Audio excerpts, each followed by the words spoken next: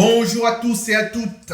Merci d'être fidèles à la chaîne et de continuer d'apprécier les différents thèmes proposés, les amis. Aujourd'hui, je vais développer ma réflexion sur le sujet de la violence et de la mise à mort au sein de nos sociétés.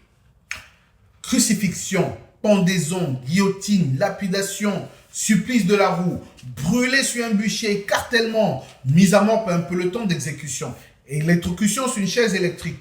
Et pour finir, injection létale.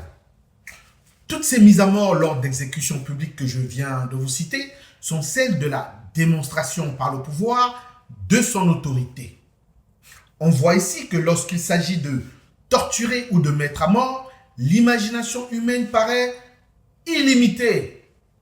Au sommet de toutes ces répressions, il y a la peine de mort. Rappelons-le, qui est encore pratiquée par 55 pays dans le monde. Le pouvoir a deux faces. Il y a d'abord un versant répressif qui permet de punir le coupable et un autre versant protecteur qui permet de ressouder la communauté autour de la règle qui a été violée, bafouée ou transgressée.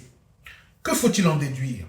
Eh bien, que le pouvoir contient la violence en enseignant à chacun la peur que doit inspirer la violence du pouvoir. Car seul le pouvoir doit pouvoir jouir et en toute impunité du pouvoir d'employer la violence contre la violence.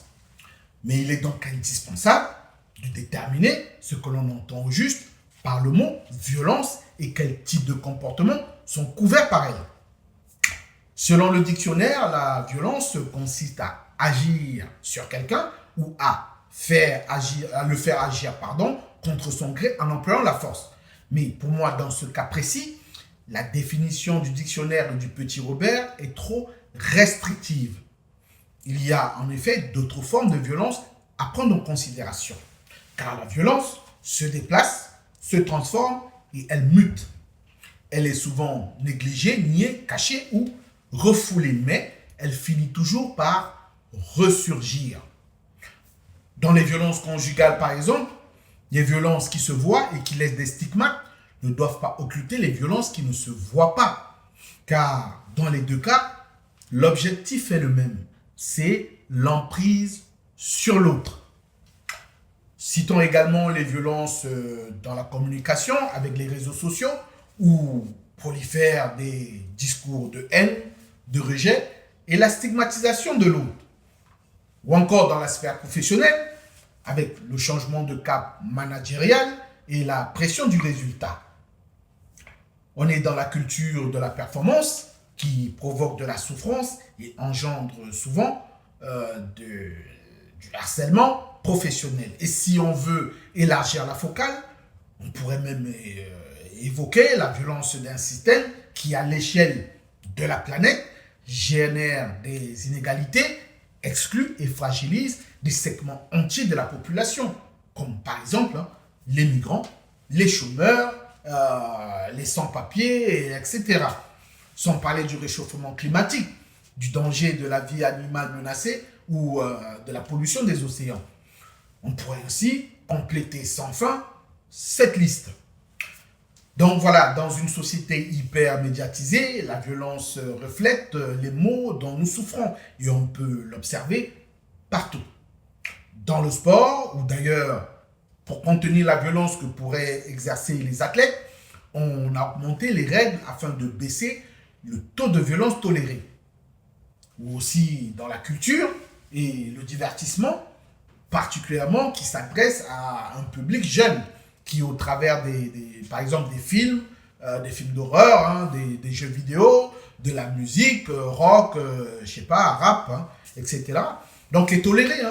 Mais ce sont des objets qui se retrouvent néanmoins placés sous le feu de la critique lorsque nous constatons dans l'actualité qu'il s'est produit, par exemple, une tuerie de masse dans un collège à cause d'un jeu vidéo, ou qu'il y a des gens qui se sont tués ou un jeune qui a tué d'autres jeunes, voilà, à cause de l'écoute des paroles très violentes d'un artiste de rap. Alors, dans ces cas-là, ces productions culturelles se retrouvent clouées au pilori avec souvent une question trop simple ou binaire, ou qui dit faut-il interdire ou faut-il ne pas interdire ce jeu, ce film, cette musique, etc. ou ces productions violentes. Donc, c'est souvent ainsi. Donc, en conclusion, je dirais que la virilité et la force physique ont longtemps été valorisées et exaltées. Et maintenant, l'homme doit désormais se forcer à se domestiquer, voilà, et à canaliser son agressivité, pardon, et à se réinventer, tout simplement. La violence doit désormais être dévoilée là où elle se pratique, quels que soient ses masques, quels que soient ses masques. Car tant qu'une souffrance n'est pas nommée, on peut le dire d'une façon provocante, hein, elle n'existe pas. Voilà les amis, je vous remercie pour votre écoute et je vous dis à très vite. C'était Doudou de Vinci.